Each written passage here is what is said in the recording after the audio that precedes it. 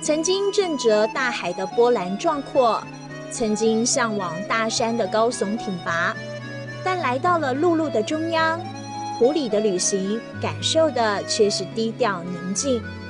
因为天然环境的关系，在这连风儿都分外轻柔，不知不觉感官也柔软而敏感，准备接受湖里的美好。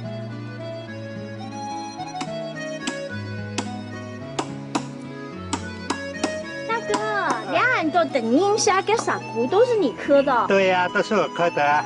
超厉害！平均要刻一个要多久啊？一个要大的是3个小时，小的1个小时。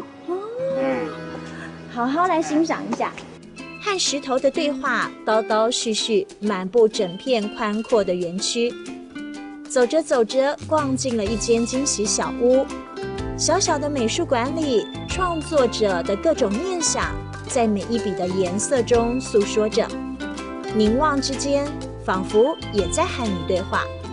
在这季节和5月雪一样耀眼的是料理台边师傅端出的美味，专注的眼神，利落的手势，最后以绝美的姿态在餐桌上演如同花飞舞的一场大秀。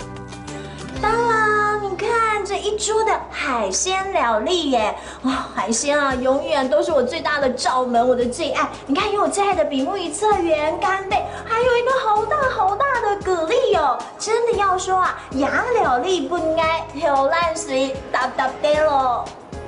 我吃哪一个呢？先吃我的最爱好了。当然，不要太羡慕我啊！哒。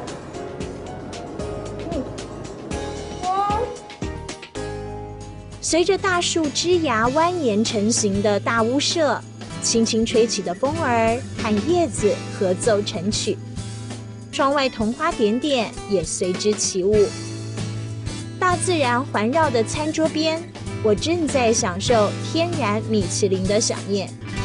春末夏初和埔里的邂逅，意外遇见5月雪，纯白美景在5颜6色的石雕里毫不逊色。就像是现流海鲜居然成为陆路餐桌的主角一般，令人惊艳。当然，亚料理不爱有烂水搭搭的喽。